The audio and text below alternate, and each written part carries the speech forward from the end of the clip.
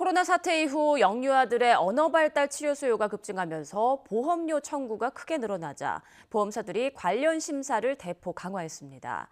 보험사들은 과잉 진료가 의심돼 어쩔 수 없다는 입장이지만 보험료 지급을 회피하기 위한 꼼수라는 비판도 만만치 않습니다. 윤혜리 기자입니다.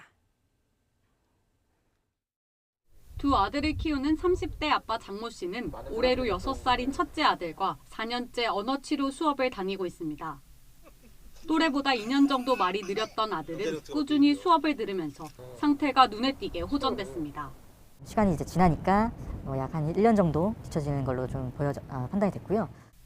300만 원에 달하는 한 달 치료비는 아들이 태어날 당시 들어둔 태아 보험으로 해결해 왔지만 올해부터는 의료 자문에 동의하지 않으면 보상이 어렵다는 통보와 함께 3개월치 보험료 지급도 미뤄졌습니다.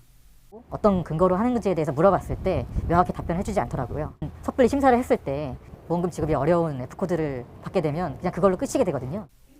의료자문은 보험사가 보험료 청구가 적정한지 판단하기 위해 전문의 소견을 묻는 절차입니다.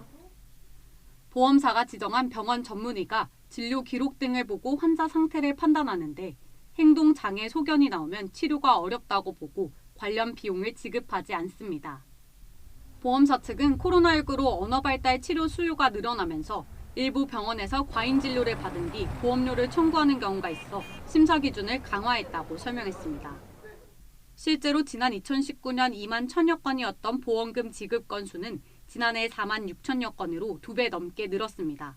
이제 코로나 시국을 악용해서 의료기관하고 브로커가 불법적으로 결탁을 해서 실제 발달센터를 차려줍니다. 실손보험금을 청구할 수 있는 진단명을 악용을 해가지고요. 각종 치료들을 하고 있어요. 하지만 보험 가입자들은 전문의가 직접 아이를 보지 않은 채 서류만으로 언어장애를 판단하는 건 믿기 어렵다고 말합니다. 의료자문제도는 보험사가 보험료 지급을 회피하기 위해 악용되는 수단일 뿐이라는 겁니다.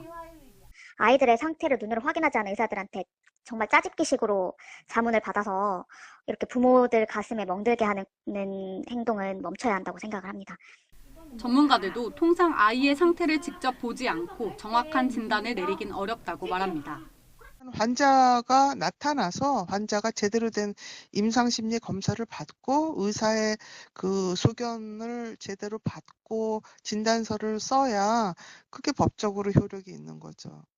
보험사는 의료 자문 결과에 이의가 있는 경우 가입자와 함께 제3의 의료기관을 정해 재심사를 받을 수 있도록 하고 있지만 이마저도 양측이 동의하는 병원을 찾기 어려워 보험금 심사와 지급이 미뤄지는 악순환이 반복되고 있습니다. YTN 윤혜리입니다.